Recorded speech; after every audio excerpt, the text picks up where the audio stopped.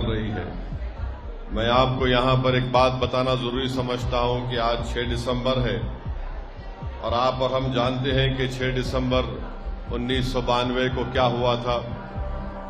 Supreme court को वादा करके कि वहां पर बाबरी मस्जिद को हाथ नहीं लगाया जाएगा, तमाम संघ परिवार के लोग जमा हुए।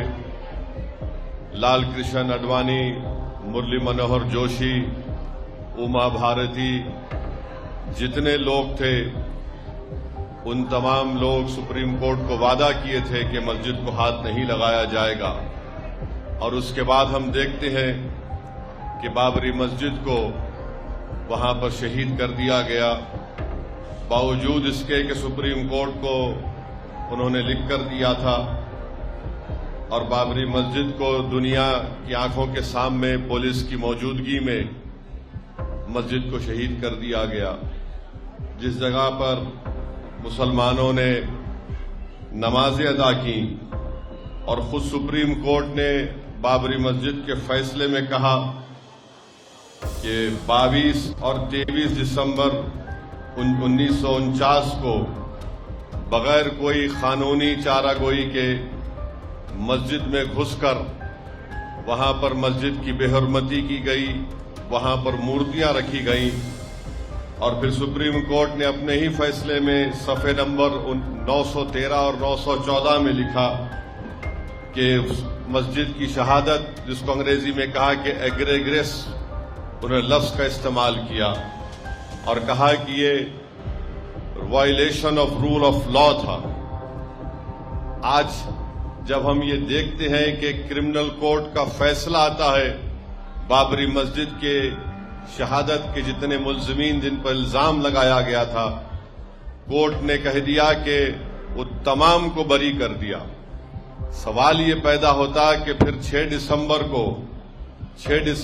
1992 को फिर किसने मस्जिद को शहीद किया था?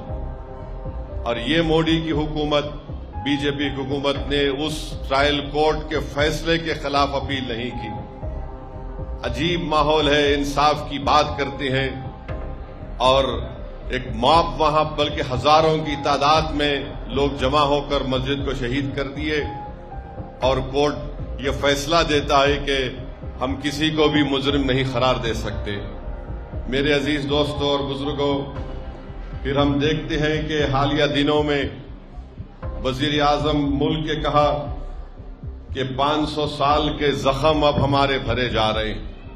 सवाल ये पैदा होता कि सुप्रीम कोर्ट ने अपने फैसले में कहा कि ना कोई मंदिर को तोड़कर वहां पर मस्जिद बनाई गई, तो फिर किस बुनियाद पर वजीर आजम इस तरह की बात करते हैं?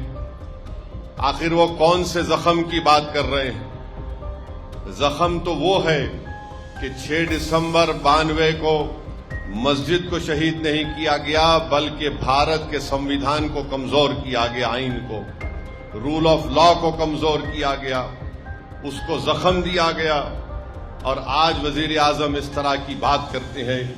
मेरे अजीज दोस्तों और बुजुर्गों, तकलीफ इस बात से भी होती है कि सुप्रीम कोर्ट के एक जज जो उस बेंच पर बैठकर जजमेंट लिखे, रिटायरमेंट के बाद इंटरव्यू में कहती है कि जो मंदिर को तोड़कर मस्जिद बनाई गई वो खुद गलत था।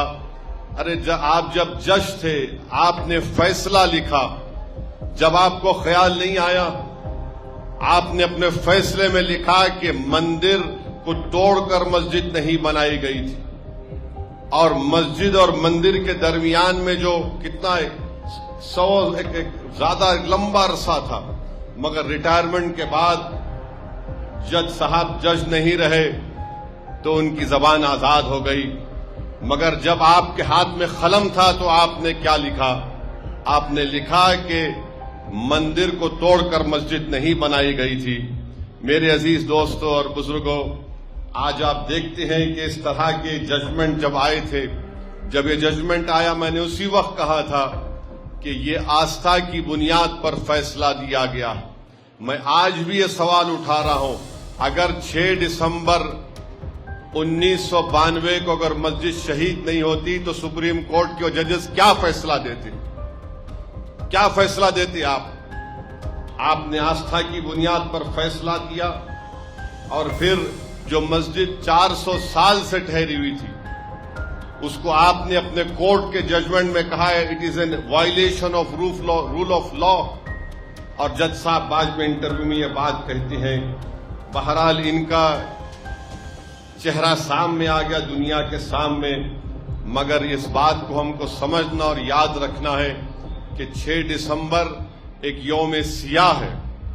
6 دسمبر ہمارے ملک کے لیے ایک سیاہ دن ہے، جس طرح گاندھی کو جس دن مارا گیا تھا وہ یوم سیاہ ہے۔ جس دن 6 دسمبر 92 کو مسجد کو شہید کیا گیا وہ ایک کالا دن تھا۔ جس دن اندرا گاندھی کے قتل کے بعد دلی کے سڑکوں پر سکھوں کا خون کی ہولی کھیلی گئی جو ملک کے لیے کالا دن تھا۔ جس وقت 2002 میں گجرات اور احمد آباد میں فسادات ہوئے وہ ایک یوم سیاہ تھا۔ تو یہ ایسی چیزیں ہیں جس کو ہم کبھی نہیں بھول سکتے، نہ بھولنا چاہیے۔ یاد رکھیے اگر قانون کی بالادستی رہے گی، رول آف لا رہے گا تو جمہوریت مضبوط ہوگی، انصاف مضبوط ہوگا۔ اور اگر انصاف کرنے والے ریٹائرمنٹ کے بعد اس طرح کی بات لکھتے ہیں، انٹرویو میں بولتے ہیں، تو خود وہ اپنا تماشا کر رہے ہیں اور اپنے چہرے کو بے نقاب کر رہے ہیں۔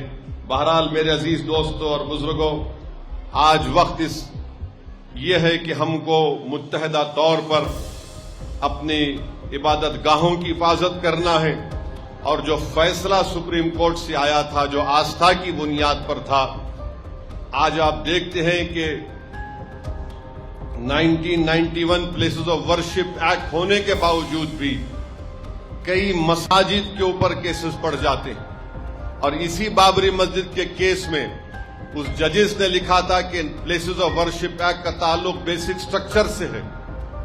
سپریم کورٹ ایک بات بولتا ہے اور لوور کورٹ اس کو قبول نہیں کرتا ہے۔ بہرحال ہم کو جتنی اللہ نے ہم تمام کو صلاحیت دی ہے، ہم آئین کو مضبوط رکھیں، قانون کی بالادستی کو برقرار رکھیں یا رول آف لا کو برقرار رکھیں، اور ایسی طاقتوں کو پہچانیں جو ملک کے آئین کو، انصاف کو کمزور کرنا چاہتے ہیں۔ یاد رکھیے اس ملک کا کوئی مذہب نہیں ہے، یہ ملک تمام مذہب کے ماننے والوں کا ہے۔ اگر کوئی یہ کہے گا کہ یہ ملک ایک مذہب کا ہے تو پھر یاد رکھیے ہم ان عظیم آزادی کے مجاہدین کی قربانی کو رائگاں جانے دیں گے، کیونکہ اس وقت ہندو مسلمانوں نے مل کر، سکھوں نے، عیسائیوں نے مل کر انگریزوں سے اس ملک کو آزاد کروایا تھا، اور ہمارے بزرگوں نے یہ خواب دیکھا تھا، اور اسی لیے اس طرح کا آئین بنایا، کانسٹیٹیوشن بنایا 1950 میں جو ہم نے آئین اپنے آپ کو دیا۔ وہ یہ کہتا ہے کہ انڈیا جو اس کا پریامبل ہے، اس کا جو کہتا، اس میں یہ بات لکھی گئی کہ لبرٹی، ایکوالٹی، جسٹس، فیٹرنیٹی، یہ 4 چیزیں جب آپ بات کرتے ہیں تو کسی ایک مذہب کی تائید میں بات نہیں ہوتی۔ تو بہرحال یہ چیزیں ہیں جس پر آپ کو، ہم کو غور کرنا ہے۔ میں مبارکباد دیتا ہوں ان تمام طلباء اور طالبات کو جو حیدرآباد کے 1540 طلباء اور طالبات جن کو آج آل ان ون گائیڈ مل رہا ہے۔ میں امید کرتا ہوں کہ انشاءاللہ تعالی وہ اپنی تعلیم کو 10th اور 10ویں جماعت کی مکمل یا کامیاب ہونے کے بعد بھی جاری رکھیں گے، وہ اپنے خوابوں کو پورا کریں گے، اور انشاءاللہ تعالی مجھے یقین ہے کہ خاص طور سے ہماری بیٹیاں مسلمانوں کے نام کو روشن کریں گی، ملک کے نام کو روشن کریں گی، اور ہم ان کے ماں باپ سے یہ گزارش بھی کرتے ہیں کہ خاص طور سے اپنی بیٹیوں کی تعلیم پر توجہ دیجیے، ان کو قابل بنائیے، ان کے خوابوں کو پورا کریے، ان کو طاقتور بنائیے، اور یہ بھارت، ہمارا یہ وطن عزیز اس وقت طاقتور ہو سکتا ہے جب ملک کی 50% آبادی جو ہماری خواتین ہے وہ تعلیم یافتہ ہو۔ اور یہ بات بالکل سچ ہے کہ مسلم خواتین میں تعلیم کا فقدان ہے، ہماری بچیوں میں لٹریسی زیادہ ہے، لٹریسی ریٹ بہت کم ہے، اس لیے بچیوں کو پڑھانا، ان کو کامیاب کرنا، ان کو طاقتور اگر ہم بنانا چاہتے ہیں تو ہم اپنی بیٹیوں کو تعلیم کے زیور سے آراستہ کریں تاکہ وہ ناانصافی کو ختم کر سکیں، اور ہر گھر میں ہماری بیٹی اگر تعلیم یافتہ ہوگی تو وہ گھر علم کے نور سے منور ہوگا۔ بہت بہت شکریہ۔ وآخر الدعوانا الحمدللہ رب العالمین۔